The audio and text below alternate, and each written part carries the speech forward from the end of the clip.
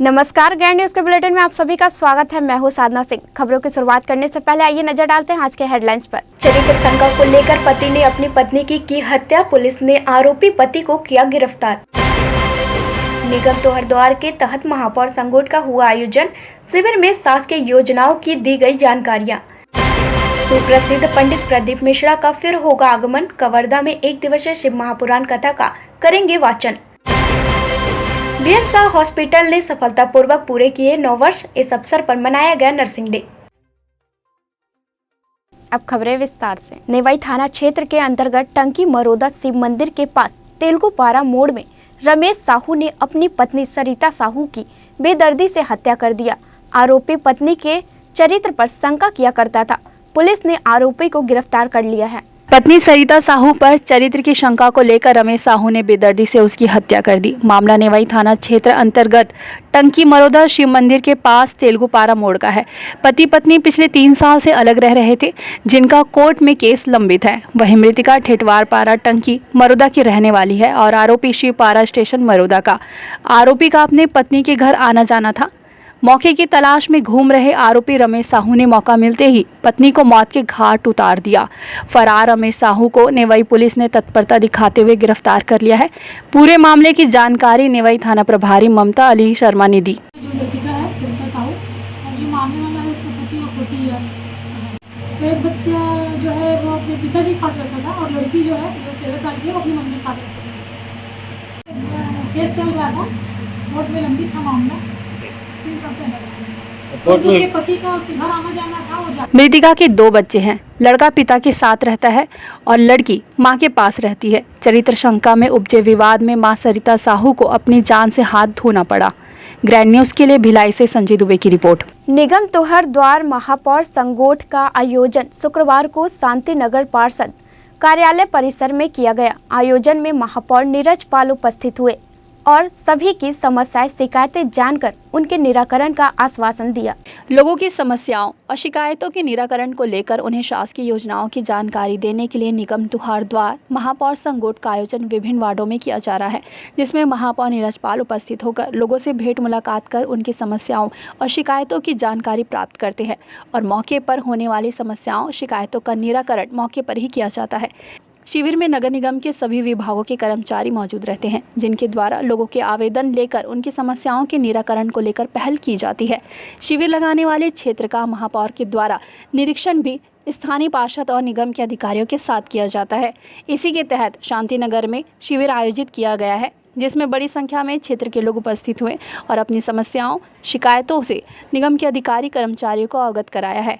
शिविर में mobile medical unit की व्यवस्था भी उपलब्ध कराई गई थी, जहां लोगों ने अपने स्वास्थ्य परीक्षण कराया है। शिविर को लेकर क्षेत्र के लोगों ने महापौर नीरज पाल, निगम आयुक्त रोहित व्यास और निगम प्रशासन का आभार जताया है। ग्रैंड न्यूज के लिए भिलाई से संजय दुबे की रिपोर्ट। अचानक सुप्रसिद्ध कथावाचक प्रदीप मिश्रा का कवर्धा आगमन 13 मई को होने जा रहा है, जहां वे 1 दिवसीय शिव महापुराण कथा का वाचक करेंगे। आपको बता दें कि अचानक से प्रसिद्ध कथावाचक पंडित प्रदीप मिश्रा के 1 दिवसीय आगमन की खबर सुन जिला प्रशासन में हड़कंप मच गया है।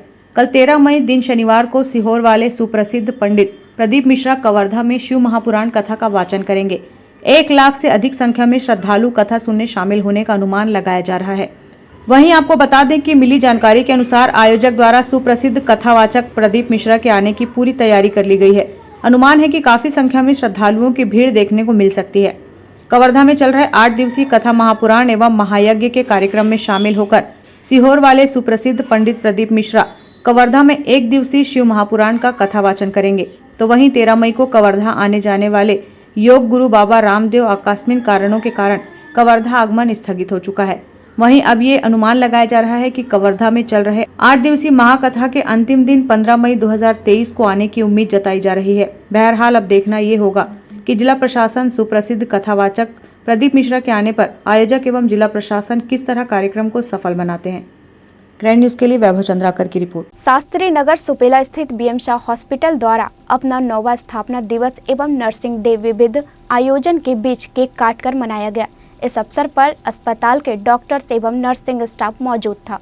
शास्त्री नगर सुपेला भिलाई स्थित बीएम शाह हॉस्पिटल ने अपना 9वां स्थापना दिवस विविध आयोजनों और हर्षोल्लास के साथ मनाया। अस्पताल के सफलतापूर्वक 9 वर्ष पूरा होने पर सभी ने एक दूसरे को बधाई और शुभकामनाएं दी। इस अवसर पर केक काटकर और मिठाइयां बांटकर एक दूसरे का मुंह मीठा कराया गया। अस्पताल प्रबंधन द्वारा स्थापना दिवस के साथ साथ अंतर्राष्ट्रीय नर्सिंग डे भी मनाया गया। डॉक्टर्स ने उपस्थित सभी नर्सों को बधाई और शुभकामनाएं दी। नर्सों के कार्यों को उल्लेखनीय बताते हुए मरीजों की सेवा में उनके द्वारा किए जा रहे कार्यों को लेकर मुक्त कंठ से सराहना की। अस्पताल के वरिष्ठ डॉक्टरों द्वारा उपस्थित सभी नर्सों का सम्मान किया गया। आयोजन की जानकारी मेडिकल डायरेक्टर जय तिवारी और डॉक्टर अरुण मिश्रा ने दी। बताइए। आज हमारे हॉस्पिटल के लिए बहुत ही हर्ष का विषय है कि हमारे हॉस्पिटल ने सफलतापूर्वक 9 साल कंप्लीट किए हैं। और एक चीज़ और है कि आज जो इंटरनेशनल नर्स डे है, नर्सिंग डे है, आज दोनों ही सेलिब्रेशन हम अपने स्टाफ के साथ, जो हमारा परिवार है, उसके साथ मिलकर मना रहे हैं। और हमारा जो उद्देश्य था फाउंडेशन डे में कि जो निःशुल्क शिविर लगाना है, वो भी सफलतापूर्वक चल रहा है। जो कल आखिरी दिन है, तो लोगों से अपील है कि इस शिविर का जो है भरपूर लाभ उठाएं। और मैं भिलाई की जनता से भी अपील करता हूं कि अभी तक जितना हमको सहयोग दिया है और आशीर्वाद दिया है, वैसे ही आशीर्वाद हम पर बनाए रखें। धन्यवाद। पहले तो आप सभी को आज अंतर्राष्ट्रीय नर्सिंग डे की बधाइयाँ। और बड़े हर्ष की बात है कि आज हमारे हॉस्पिटल का 9वीं वर्षगांठ है, जिसे हम सफलतापूर्वक 9 साल कंप्लीट किए। आप सबके सहयोग से, जनता के सहयोग से और हॉस्पिटल की टीम के सहयोग से। फाउंडेशन डे के उपलक्ष्य में हमने 8 तारीख से 13 तारीख तक निःशुल्क चिकित्सा शिविर रखा था, जिसमें ज़्यादा से ज़्यादा लोगों ने उसका लाभ उठाया। बड़ी बड़ी जांचें थी, हमने उसको डिस्काउंट रेट पर रखा था, सभी ने उसका फ़ायदा उठाया। कल उसका लास्ट डे है, जैसा कि जानकारी है आप सभी को। और अंतर्राष्ट्रीय नर्सिंग डे में नर्सों के लिए एक जो महामारी में उन्होंने सहयोग किया, उसके लिए बहुत बहुत सबको बधाई। एक हफ्ते से निःशुल्क स्वास्थ्य शिविर का आयोजन किया जा रहा है। सभी प्रमुख जांचों में 50% छूट के साथ मरीजों की जांच और उपचार विभिन्न बीमारियों के विशेषज्ञ डॉक्टरों की टीम द्वारा निःशुल्क किया जा रहा है। स्वास्थ्य शिविर 13 मई तक जारी रहेगा। अब तक सैकड़ों मरीज यहां आकर लाभान्वित हो चुके हैं। स्थापना दिवस के अवसर पर अस्पताल प्रबंधन द्वारा ओपीडी को भी निःशुल्क रखा गया है। अस्पताल में उपलब्ध अत्याधुनिक चिकित्सा संसाधनों और विशेषज्ञ डॉक्टरों की टीम मरीजों की सेवा में दिन रात कार्यरत रहती है। यही वजह है कि छत्तीसगढ़ के अलावा अन्य प्रदेशों से भी मरीज बीएम शाह अस्पताल में अपना उपचार कराने पहुंचते हैं। ग्रैंड न्यूज के लिए भिलाई से संजय दुबे की रिपोर्ट। दुर्ग के पद्मनाभपुर में सुबह सीबीआई की टीम ने दबिश दी। गौरतलब है कि दुर्ग में लगातार चल रही ईडी की कार्रवाई के बाद सीबीआई के आने से हड़कंप मच गया है। पद्मनाभपुर के एलआईसी ऑफिस के पीछे मिनी स्टेडियम के पास घर दफ्तर में सुबह तड़के के साथ सीबीआई की टीम पहुंची। तीनों के नाम कोलकाता के हाई कोर्ट में मामला दर्ज है। कोलकाता हाई कोर्ट ने सीबीआई को गिरफ्तारी के आदेश दिए थे। सुरेश सिद्धार्थ और श्रीपाल कोठरी का नाम शहर के नामचीन हस्तियों में शामिल है। कोठरी बंधुओं के 2 ठिकानों पर सीबीआई अधिकारी पहुंचे हैं। एक भाई श्रीपाल कोठरी चार्टर अकाउंटेंट है। ग्रैंड न्यूज के लिए भिलाई से अतुल शर्मा की रिपोर्ट। वक्त हो चला एक छोटे से ब्रेक का, बने रहिए ग्रैंड न्यूज के साथ। खबरें और भी है, ब्रेक के बाद जल्द मिलते हैं।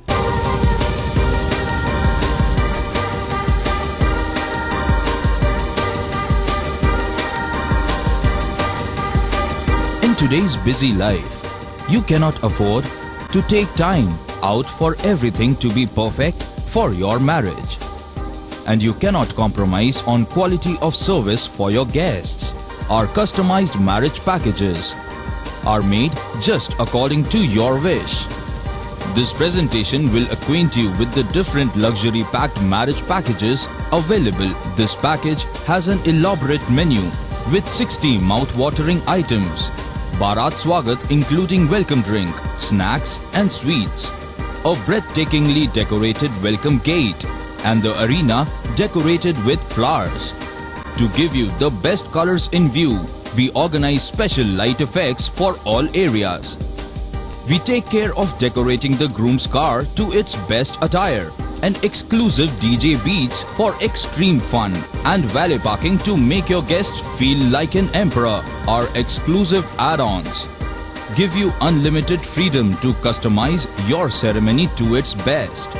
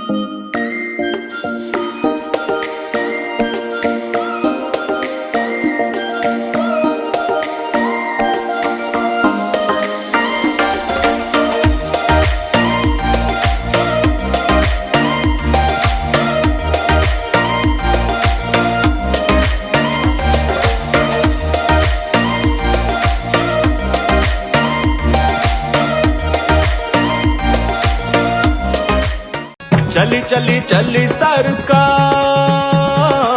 देखो देखो जनता के द्वार।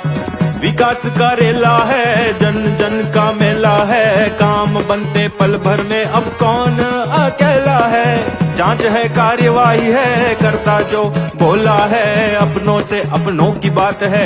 आइए यह भेंट मुलाकात है, आइए यह भेंट मुलाकात है, आइए यह भेंट मुलाकात है, आइए। संपर्क, समीक्षा, समाधान, तत्काल कार्यवाही, तत्काल निदान। मिलिए अपने विधायक देवेंद्र यादव से अपने वार्ड, अपने मोहल्ले में।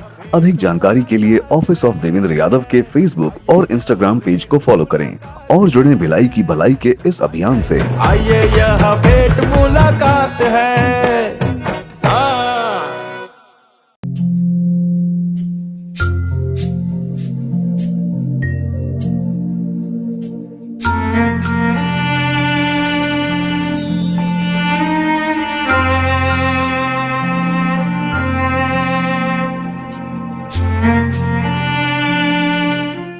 नमस्कार, मैं doctor Sangeeta Sinha Mother's Day के उपलक्ष्य में आप सबको शुभकामनाएं देना चाहती हूँ। मदर्स डे अपने आप में ही मदर्स नाम लेने से एक डिवाइन सा वर्ड की फीलिंग आती है।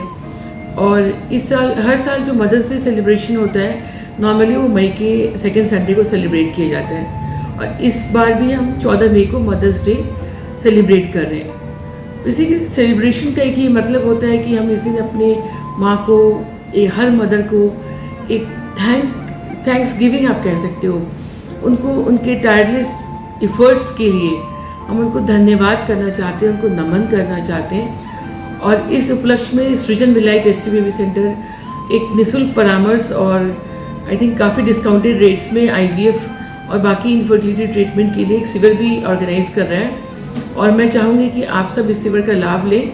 और दोबारा आप सबको मदर्स डे की बहुत बहुत शुभकामनाएं। ब्रेक के बाद आपका स्वागत है। भिलाई नगर विधायक देवेंद्र यादव की पहल से पहली बार खुर्सीपार क्षेत्र के बैक लाइन की सफाई कराई जा रही है। 1 करोड़ रुपए की लागत से यह काम किया जा रहा है। 50 साल से इन बैकलाइन की सफाई और पाइपलाइन के नवीनीकरण और चैम्बर के संधारण की ओर कभी किसी का ध्यान ही नहीं गया था, लेकिन भिलाई नगर विधायक देवेंद्र यादव ने लोगों की समस्याओं को समझा और पहल की। लोग सालों से गंदगी के बीच रह रहे थे, गंदगी और बदबू के बीच मजबूरी में जीवन यापन कर रहे थे। लोगों की समस्याओं को सुनने वाला कोई नहीं था, लेकिन लोगों की समस्याओं को भिलाई नगर विधायक देवेंद्र यादव ने बखूबी समझा और समाधान भी किया। करीब 1 करोड़ की लागत से पूरे क्षेत्र के बैकलाइन की सफाई की जा रही है। करीब 50 साल पुराने बैकलाइन की सफाई कराकर पुराने पाइपलाइन को निकालकर नई पाइपलाइन लगाई जा रही है। Ward 50 Shastri Nagar, ward 45 Balaji Nagar, ward 48 zone 3 Subhash market सभी एरिया में काम किया जा रहा है। अब पहले की तरह लोगों के घरों और नालियों में सीवरेज का पानी नहीं भरेगा। लोग साफ व स्वच्छता के बीच रहेंगे। विधायक देवेंद्र यादव ने कहा कि ये तो अभी शुरुआत है, इसके बाद आने वाले दिनों में पूरे खुर्सीपार क्षेत्र के पूरे सभी वार्डों के बैक लाइन की सफाई की जाएगी। पूरे बैक लाइन साफ करके एक नई पाइपलाइन लगाई जाएगी। क्षेत्र के लोगों में काफ़ी हर्ष का माहौल है। ग्रैंड न्यूज़ के लिए भिलाई से संजय दुबे की रिपोर्ट।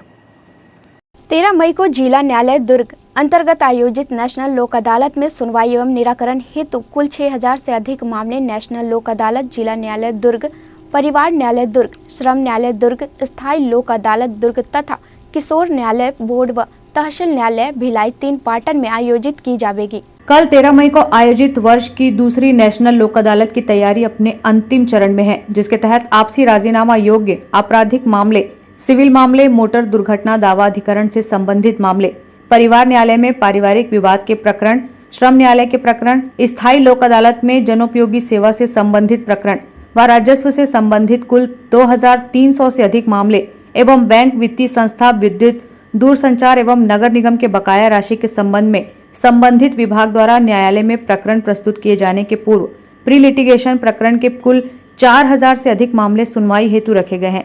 वहीं संबंधित चिन्हांकित व रखे गए मामलों के नेशनल लोक अदालत की तिथि में अधिकारिक संख्या में निराकरण किए जाने न्यायालय के पीठासीन अधिकारीगण द्वारा नियमित रूप से पक्षकारों के मध्य प्री सिटिंग या बैठक का आयोजन अधिक संख्या में किया जा रहा है, जिससे 13 मई 2023 को आयोजित नेशनल लोक अदालत में अधिकाधिक संख्या में प्रकरण निराकृत होने की संभावना है। संबंधित गठित खंडपीठ नेशनल लोक अदालत की तिथि में प्रकरणों की सुनवाई या निराकरण पक्षकारों के मध्य सौहार्दपूर्ण वातावरण में आपसी सहमति या राजीनामा के आधार पर किया जाएगा।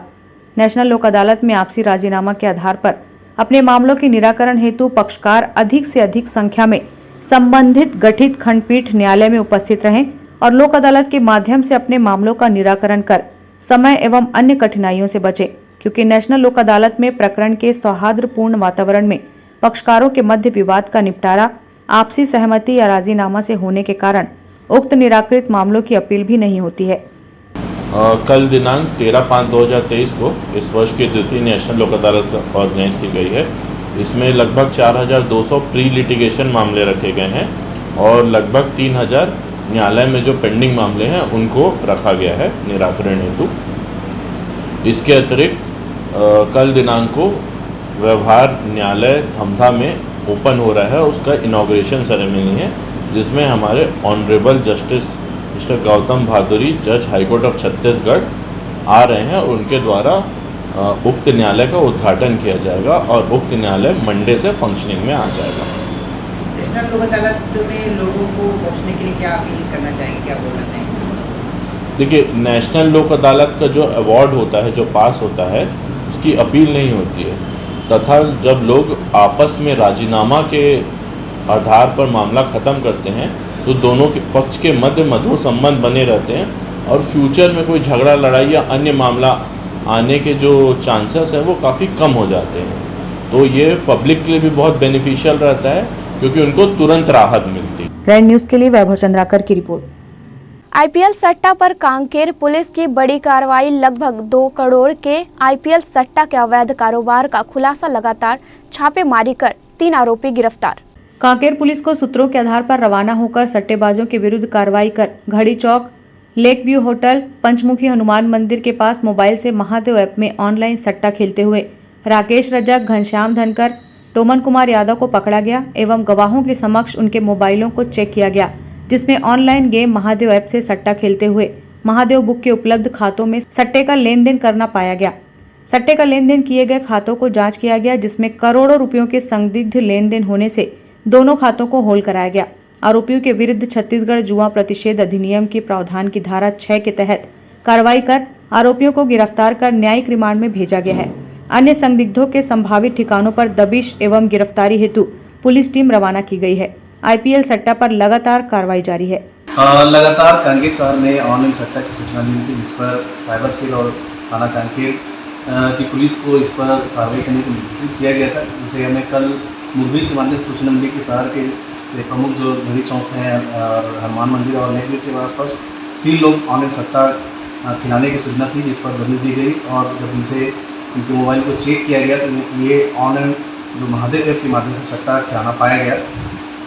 जिस एक ऐप के माध्यम से उन्होंने ट्रांजेक्शन किया था, उस अकाउंट को जब हमने आज चेक कराया तो वो संदीप उपाध्याय और अंशुल प्रसाद जो दुर्ग विनायक हैं, उनका अकाउंट होना पाया गया है। इस अकाउंट पर लगभग 2 करोड़ के आसपास ट्रांजेक्शन पूर्ण हो चुका है। साथ ही साथ अभी उसमें 3.5 लाख के आसपास कैश है, जिससे होल्ड कराया गया है। इस पर थाना कांकेर में छत्तीसगढ़ जो जुआ प्रतिषेध अधिनियम 2022 की धारा 6 के तहत आरोपी राकेश रजक, घनश्याम धनकर और टोमन यादव के खिलाफ कार्रवाई की गई है और उन्हें जुडिशियल रिमांड पर भेजा गया। हाँ, अभी इनसे पूछताछ किया गया है। कुछ और लोगों के नाम आए हैं, जिस पर अभी साइबर सेल और कांकेर थाना कांकेर की पुलिस की ओर से टीम उस पर कार्य कर रही है और समुदाय उसमें और कुछ आरोपियों के नाम पर खुलासा हुआ। Bureau report, grand news. युवा कांग्रेस प्रदेश में रेलवे में व्याप्त अव्यवस्था के खिलाफ युवा कांग्रेस ने सांसद मोहन मंडावी के निवास का घेराव कर प्रदर्शन किया और जमकर नारेबाजी की। पुलिस के साथ युवा कांग्रेसियों की नोकझोंक हुई। घेराव के दौरान युवा कांग्रेसियों व पुलिस के मध्य झूमाझपटी हुई। इस भीषण गर्मी में प्रदेश में लगातार 20 से ज्यादा ट्रेन निरस्त किए गई है और 60 से अधिक ट्रेन का रूट परिवर्तित किया गया है। इन ट्रेनों के निरस्त किए जाने से आम आदमी का जनजीवन प्रभावित हुआ है और स्कूलों के अवकाश हो जाने के कारण बाहर भ्रमण में जाने वाले लोग पूरी तरह से वंचित हो गए हैं। केंद्र सरकार की लापरवाही के कारण प्रदेश में यह स्थिति निर्मित हुई है। केंद्र सरकार प्रदेश की कांग्रेस सरकार को परेशान करने के दृष्टिकोण से ऐसा व्यवहार कर रही है। भाजपा के सांसद मोहन मंडावी का निवास को घेराव करके उनको जगाने का काम युवक कांग्रेस ने किया है। सांसद को इस समस्या की जानकारी होने के बाद आज तक केंद्रीय मंत्री से किसी भी तरह की कोई पहल नहीं किया गया है। आज जिस हिसाब से इस भीषण गर्मी में आज हमारी जो जनता है, प्रदेश की जनता है, आज रेलवे का 60 ट्रेन रद्द हो जाती है। हमारी सेंट्रल गवर्नमेंट से हम पूछना चाहते हैं, जो हमारे साथ इस प्रदेश के साथ सौतेलापना कर रही है, क्या वो अच्छी बात है? आज हर गांव से निकल के जब रेलवे ढूंढते हैं, उनके सोने के लिए जगह नहीं है, वो रेल स्टेशन में सो जा रहे हैं और सुनने को आता है कि रेल ही डाइवर्ट हो गई है, छत्तीसगढ़ आ ही नहीं रही है। तो ये हम अपने सेंट्रल गवर्नमेंट से पूछना चाहते हैं कि ऐसा सौतेलापना क्यों कर रहे हैं हमारे प्रदेश के साथ। आज हमने सांसद जी का घर निवास घेराव किया है, उनसे पूछा है, हम चाहते हैं कि उनको पूछे करके आप हमारे साथ ऐसे इस प्रदेश वासियों के साथ क्यों कर रहे हैं। ग्रैंड न्यूज़ के लिए ब्यूरो रिपोर्ट। राजनांदगांव शहर के कमला कॉलेज के समीप मुख्यमंत्री स्वावलंबन योजना की दुकान पर अधिकृत रूप से कब्जाधारियों पर नगर निगम द्वारा कार्रवाई की गई। इस दौरान पुलिस बल की मौजूदगी में दुकान खाली करवाकर दुकान सील किया गया है। इसके बाद स्थानीय व्यापारियों में आक्रोश है। राजनांदगांव शहर के कमला कॉलेज के समीप लगभग 20 वर्षों से फुटपाथ पर दुकान लगा रहे लोगों को नगर निगम द्वारा मुख्यमंत्री स्वावलंबन योजना के तहत दुकान बनाकर आवंटित किया गया है। लेकिन दुकान आवंटन के दौरान ही फर्जी तरीके से दुकान आवंटन का आरोप स्थानीय फुटकर व्यापारियों ने लगाया था। आवंटन के दौरान यहां सड़क पर दुकानदारी करने वाले लोगों ने कहा था कि जो यहां पर दुकान नहीं लगा रहे हैं, उन्हें भी दुकानों का आवंटन फर्जी नोटिस के आधार पर किया जा रहा है। इसके बाद नगर निगम द्वारा दुकान आवंटन की कार्रवाई की गई। वहीं यहाँ जूता चप्पल की दुकान लगाने वाली एक महिला को अनाधिकृत रूप से बगैर आवंटन के मुख्यमंत्री स्वावलंबन योजना की दुकान में कब्जा करने के मामले को लेकर पुलिस बल के साथ नगर निगम की टीम महिला की दुकान खाली करवाने पहुंची और महिला के द्वारा दुकान खाली नहीं करने पर उक्त दुकान को सील कर दिया गया। महिला ने पुलिस बल के सामने नगर निगम के अधिकारियों से लाख मिन्नतें की, लेकिन महिला की एक न सुनी गई, जिसके बाद स्थानीय व्यापारियों में आक्रोश है। स्थानीय व्यापारियों का कहना है कि लगभग 20 साल से महिला का पति यहां सड़क किनारे चप्पल जूते की दुकान लगाता था। महिला के पति की मौत के बाद उक्त स्थल पर महिला दुकान लगा रही थी। स्थानीय व्यापारियों ने नगर निगम पर आरोप लगाया है कि पीड़ित महिला की दुकान दूसरे को आवंटन करने के लिए फर्जी रूप से नोटिस जारी कर उसकी दुकान दूसरे को दे दी गई है। हम मुकेश सोनी हूँ। ये महिलाएं को जिसको दुकान यहाँ से हटाया गया है ज़बरदस्ती ताकतवर से, अपना विरोध इसने जताई। अपनी महिलाएं ने 20 साल से यहाँ पे इसका हस्बैंड दुकान लगाता था, जिसको ज़बरदस्ती निगम द्वारा हटाया गया पुलिस प्रशासन की मदद लेके, जो नहीं हुआ, अन्याय है। वो बेचारी यहाँ पे विडो है और 20 साल से दुकान लगाती थी। यहाँ किसी गैर, जिसको कोई जानता नहीं, इसे दुकानदारों में 15-20 दुकानदारों में कोई नहीं जानता कि यहाँ दुकान लगाती थी, उसको दिया गया है, पैसे के एवज में दिया गया है। और जो पहले लगाती थी उसको अवैध रूप से हटाया जा रहा है, उसको नोटिस दिया जा रहा है निगम द्वारा और उसको हटा के बेदखल किया जा रहा है। मुकेश सोनी। सड़क किनारे झोपड़ी नुमा दुकान बनाकर वर्षों से अपने परिवार का पालन पोषण कर रहे लोगों को मुख्यमंत्री स्वावलंबन योजना के तहत पक्का दुकान बनाकर देने की योजना नगर निगम द्वारा बनाई गई और इन व्यापारियों को नोटिस जारी करके उन्हें प्राथमिकता देते हुए इन दुकानों का आवंटन किया जाना था। लेकिन वहां सभी दुकानदारों को प्राथमिकता नहीं मिलने का आरोप व्यापारियों ने लगाया था। नगर निगम द्वारा यहां 24 दुकानें बनाई गई हैं, जिसके बाद आवंटन से वंचित कुछ लोगों ने इन दुकानों पर कब्जा भी कर लिया, जिनमें से एक जूता चप्पल की दुकान लगाने वाली सरोज तांडेकर भी थी। आज नगर निगम की टीम इस अवैध कब्जे को खाली कराने पुलिस बल के साथ पहुंची, लेकिन जब महिला दुकान में सामान होने का हवाला देकर दुकान खाली करने तैयार नहीं हुई तो महिला पुलिस बल ने उक्त महिला को बलपूर्वक अपने वाहन में बैठा लिया और मुख्यमंत्री स्वावलंबन योजना के तहत बनी इस दुकान को सील कर दिया। इस पूरी कार्रवाई को लेकर नगर निगम के राजस्व अधिकारी भूपेंद्र वाडेकर ने कहा, नगर निगम द्वारा पात्र हितग्राहियों को मुख्यमंत्री स्वावलंबन योजना के तहत दुकान आवंटन कराने के लिए आज की गई कार्रवाई में दुकान नंबर 2 और दुकान नंबर 23 पर कार्रवाई की गई। 2 नंबर की दुकान को नगर निगम के अमले ने सील कर दिया, वहीं 23 नंबर की दुकान को खाली कराकर पात्र हितग्राही को सौंपा गया है।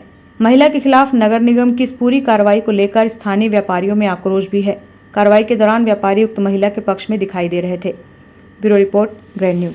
भारतीय जनता युवा मोर्चा की संभागीय बैठक आज दुर्ग के भाजपा जिला मुख्यालय में आयोजित की गई, जिसमें भाजपा के जिलाध्यक्ष जितेंद्र वर्मा, ललित चंद्राकर, उपकार चंद्राकर, वरिष्ठ नेता पवन साय, प्रदेश मंत्री विजय शर्मा सहित पार्टी के अन्य नेतागण अपना मार्गदर्शन देने पहुंचे। जहां भाजपा प्रदेश मंत्री विजय शर्मा ने कवर्धा जीत के लिए अपनी रणनीति के बारे में कहा कि भारतीय जनता पार्टी का जो उद्देश्य भी है, हमने सरकारें बनाई है तो हमने समाज के हित में काम किया। कवर्धा में वर्तमान विधायक हैं जिसको कवर्धा की जनता ने प्रेम दिया, 60,000 वोटों से वो जीते और कवर्धा के युवाओं के पीठ पर 7,000 डंडे उन्होंने मरवाए, सैकड़ों लोगों को जेल भिजवाया। मोहम्मद अकबर जी ने कितने जाने फर्जी एफआईआर करवाए हैं, दुनिया जानने लगी है उनको। जो व्यापारी हैं उनके घर में नाप तोल विभाग वाला, आबकारी वाला, तो अन्य सारे लोग पहुंचते हैं। जब वो जाकर के रायपुर में उनके बंगले में मोहम्मद अकबर जी के पैर पड़ते हैं तो वो छोड़ दिए जाते हैं। सरपंच हैं धारा 40 में हटाए जा रहे हैं, जाकर बंगले में पैर पड़वाते हैं उनसे अपना, और उसके बाद उनको छोड़ देते हैं। किसी का रिश्तेदार भी नौकरी में है तो उसकी ट्रांसफ़र करवाए जाते हैं, वो भी जाकर पैर पड़ता है तो छोड़ दिया जाए। सबसे पैर पड़वाना चाहते हैं, वो अपना मुगलिया शासन चलाना चाहते हैं। कवर्धा का बच्चा बच्चा तैयार है इस बार उनको वापसी का रास्ता दिखाने के लिए। भारतीय जनता पार्टी भी पूरी ताकत के साथ कवर्धा से विदा कर देगी इस बार मोहम्मद अकबर को। बूथ बूथ तक, गांव गांव तक चिंगारी है साहब। वो चिंगारी बिल्कुल चुनाव के आते आते आग बनकर फैलने वाली है।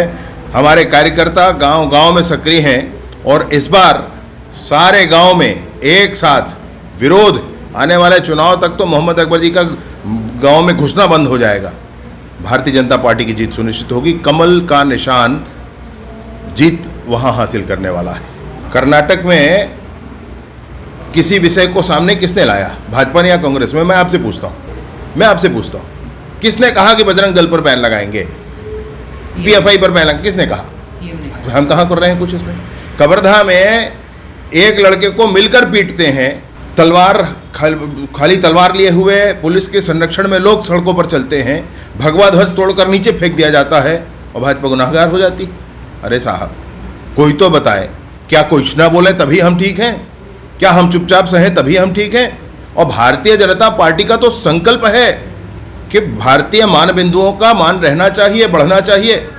वो चाहे राम मंदिर भी था तो वो हमारा संकल्प था, उसमें हमको कहीं कोई संशय नहीं है।